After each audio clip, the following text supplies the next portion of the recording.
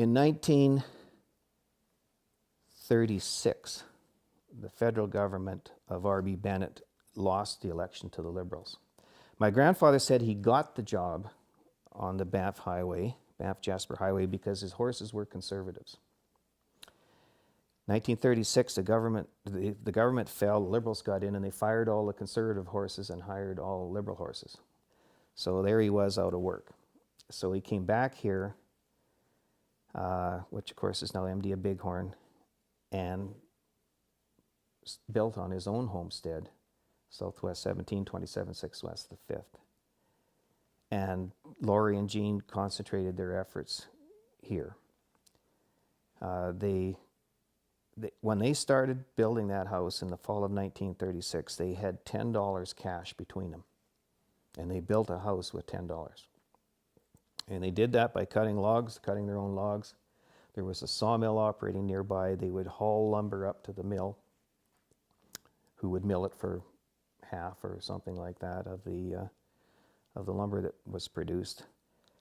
They bartered various products that they produced, beef, cream, vegetables. They bartered that with various businesses around to get nails and windows and the kind of thing.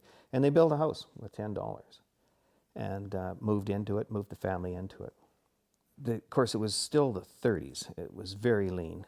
1939, they made a deal with Hobart Dowler, who became a very famous log builder, and he built an addition onto the house. It became a kitchen and a bedroom. Guy Gibson had done the original log work and built the fireplace in the original house.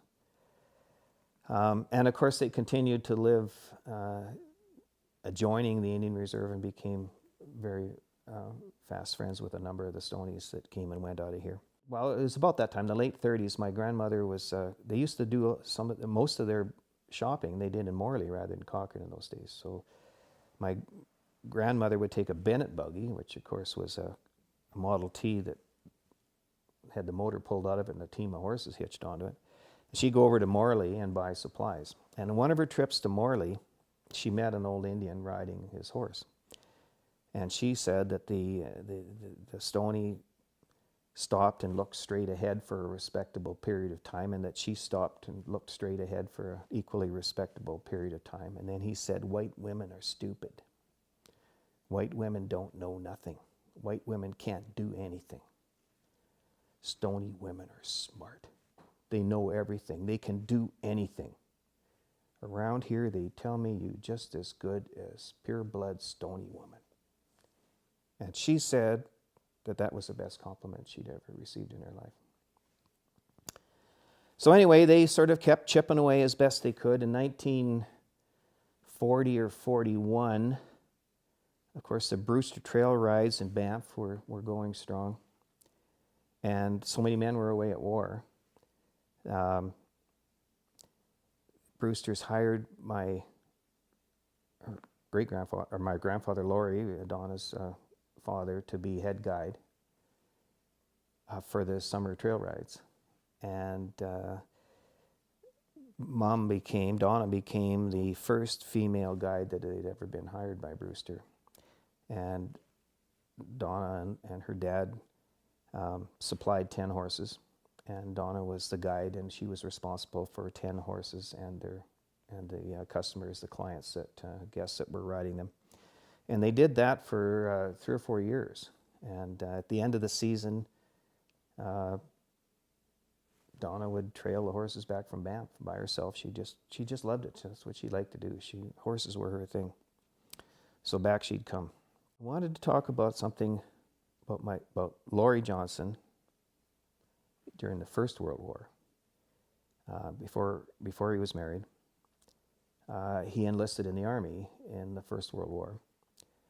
And they soon came to recognize his talents as a horseman.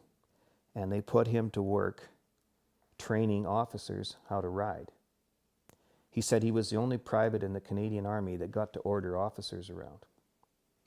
But one of the things that he had his students do as he was teaching them to ride was to ride around, of course, in an enclosure. It would be an open-air sort of outdoor arena, we'd call it now.